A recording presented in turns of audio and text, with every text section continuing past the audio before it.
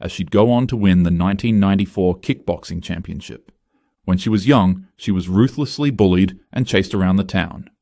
Her uncle was a martial arts master, and unknown to the Grim Sleeper, her uncle forced her to fight him every single day in order to get her black belt. At the end of the day, whenever she finished practicing with her colleagues and got ready to leave, her uncle, also known as Master Quiet Storm, would lock the door with a key, and if she wanted to exit the dojo, she'd have to beat him in combat and forcefully pry the keys out of his hands. She did this every single day as a kid. As the criminal asked her to comply with his sick demands, she told him no. As you could guess, this angered the psychopath, so he swung at her with his full might. But immediately she blocked his punch and spun back with a devastating counterpunch, striking him straight in his face.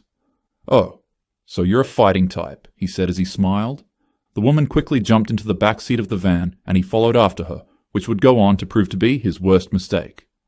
Once he was trapped in the trunk of the van with the professional champion kickboxer, she unleashed a hellish attack on him.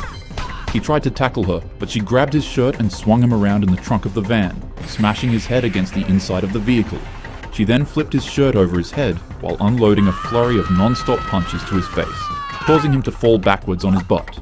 At this point, the girl noticed that his pants were unbuckled and falling down, so while they were still in the trunk, she stomped on his chest and grabbed his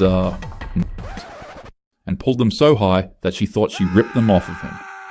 The Grim Sleeper shrieked like a banshee and began crying out in pain. He quickly gave her the keys to unlock the van and escape. But before she left, while still pulling his royal jewels, she told him, "When I say no, it means no," before delivering a nasty right hook to the crying man, nearly knocking him out. She took the keys, unlocked the trunk of the van, and quickly escaped while throwing the keys away so that he couldn't follow her.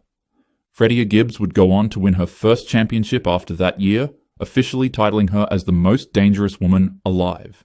And years later, the Grim Sleeper would later be caught and arrested in 2010 because of an eaten pizza crust he left at a crime scene.